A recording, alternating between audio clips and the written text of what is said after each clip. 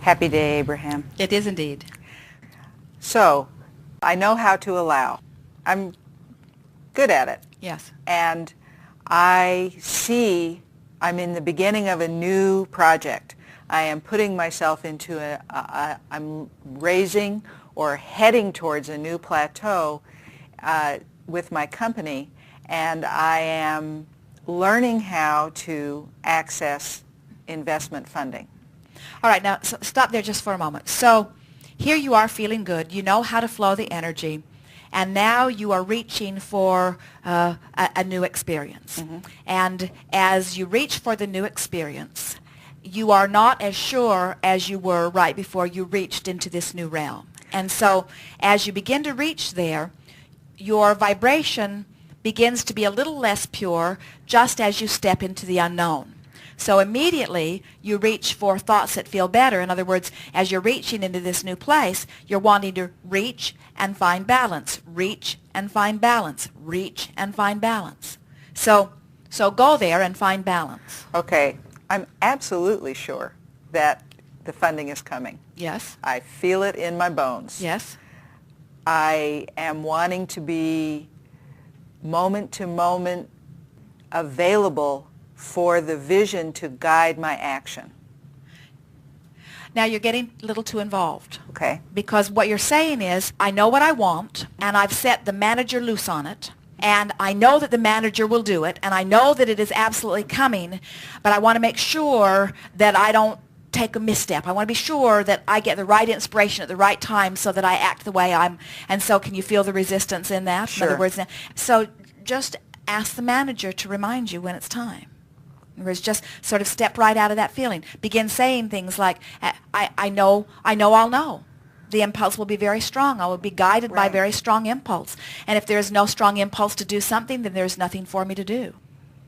The reason that we like so much this analogy of the manager is because once you can play with the idea of it and you can feel the supreme satisfaction you would have with such a person in your life. In other words, it's easier for you to accept it if it were a really extraordinary person who just had the ability to knock himself out in thousands of different ways in every day in order to put things in order for you. It's like having someone pre-paving your path. It's like an entourage of very effective people going before you and preparing every conversation, every moment in traffic, everything that would ever happen in your experience is being taken care of by this orchestrator.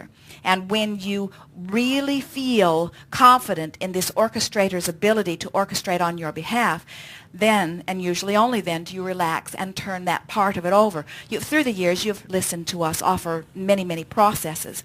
The placemat process that we talked about some time ago was for this same intent, because we understand that what creating is identifying a desire and then letting it be.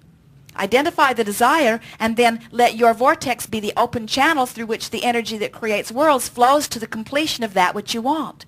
But most physical beings give birth to a desire and then they say, where is it? And so they open the vortex through the power of their desire and then they close it right up again by their awareness that it hasn't happened yet. So we offer endless processes, all with the same intent, to bring you to the place of allowing. So the placemat process said, put the things you plan to do on this side and the things that you would like to be done that you don't know how to go about or you're not ready to do on the other side. And what Esther began to notice as she played the game was that the things that she had delegated to the universe were happening even faster than the things that she had put on her own list of things to do, because she had applied the two important parts of creating. She had identified them as objects of desire, but because they weren't on her list, she didn't feel guilty about not doing them, or she didn't feel worried about doing. There was a relaxing in her energy. So the placemat process caused her to want with no resistance. And that's what this delegation to the manager does. It causes you to identify your desire and hold no resistance.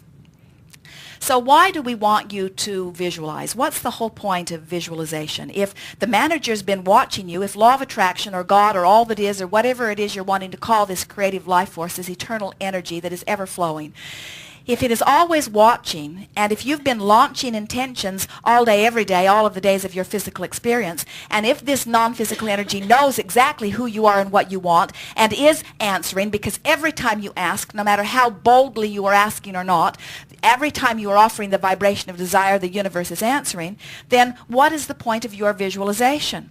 Well, the point of your visualization is not to make it happen. It's not to tell the universe more clearly what you want. The universe always knows clearly what you want. It is that in your visualization process, you are more likely to be in a place of being a vibrational match to your desire than if you're worried about it not happening. Right. And it's where the fun comes in. In other words, that's where you begin. Oh, it is so exhilarating to have imagined, to have pretended, to have flowed energy towards something. And when the actualization of it begins to come into place, it's like coming to the confluence of great rivers where all of this energy is flowing. You can just feel the energy of it. It is so delicious to be physically, specifically focused right out here on the leading edge and have all of that energy roaring through you and to know that you have summoned it and to be in alignment with it. Yeah. It is equally unpleasant to have summoned it all and not be in alignment with it. Right. Yes.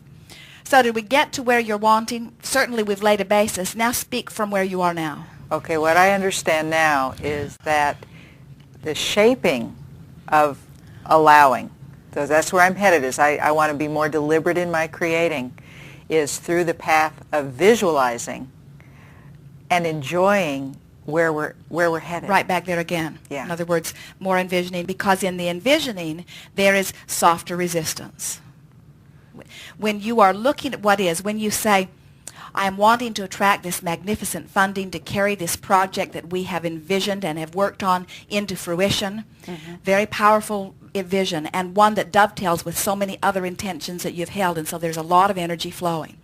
And then when you say, but no one called today, or I don't know what to do today, or what if I miss my opportunity, you can feel the resistance within that. So you just lift off of that thought and fast forward into the vision of it already being done. In other words, you can take any pleasurable point in it. You can pretend that it's already done and you just got the call, or you can pretend that the millions of dollars have been flowing to you for some time and you have this huge enterprise where everyone is dancing, all these creative geniuses all working together, and the idea of funding is just not an issue. Or you could envision the thrill that you would receive the moment the idea came to you and the exhilaration you feel when you just knew that that was the right idea. In other words, you can pick any point along what will be the unfolding path and use it as your point of visualization, as long as you understand that the whole purpose in the visualization is to get you into the happy place that allows the universe to give to you all that you've been asking for.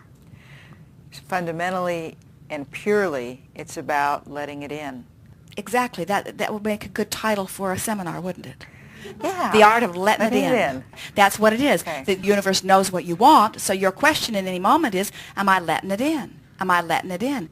What we are saying to you is, we could teach anybody to let it in through the path of no resistance. In other words, that's what meditating is. It's easier to teach you to have no thought than to have pure positive thought. But it's not as much fun to be a powerful, deliberate creator where you shape the idea and then you take pleasure from the idea. Oh, nothing is more delicious than to evaluate contrast and give birth to a desire and feel its weirdness in the beginning, and know that this new desire, while it is tantalizing, is nowhere near where you are vibrating. So then your work begins. Now your work is to look at it and pretend it and play with it and imagine it until it becomes familiar. And then there is such pleasure in feeling the alignment of that energies, feeling the movement of the energies, and then the satisfaction of beginning watch actual manifestations begin to make their way into your experience. So you're yipping and yahooing, Esther saying, can you believe that? Can you believe that? Can you believe that? As things are unfolding. Yeah. And then boom, you're in this new place with this new manifestation and you sort of settle into it. It's all new and different again. You can feel the new platform. You are new unto the universe. Everything in your environment is different, and now you begin the new deciphering, and bam, another new unfulfilled desire, which is odd and uncomfortable at first, but now your work begins, and you look at it and you play with it and you mold it into place until you can feel it come into place. You are reaching for the sensation of joy. You're milking this. Your visualization is not to make something happen. Your visualization is for the pleasure of taking the ride with the rocket, you see.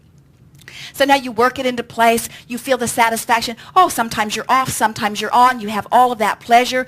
It's sort of like your tennis games. You don't go out there and look for somebody you can whoop every time.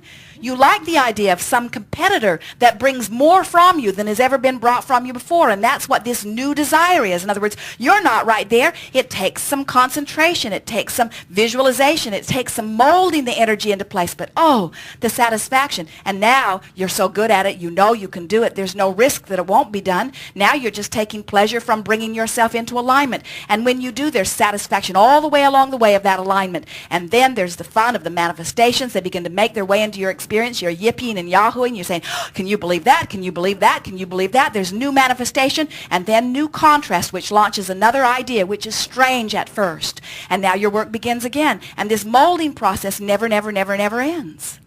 It never ends, and you never want it to end. You know that you are an eternal being.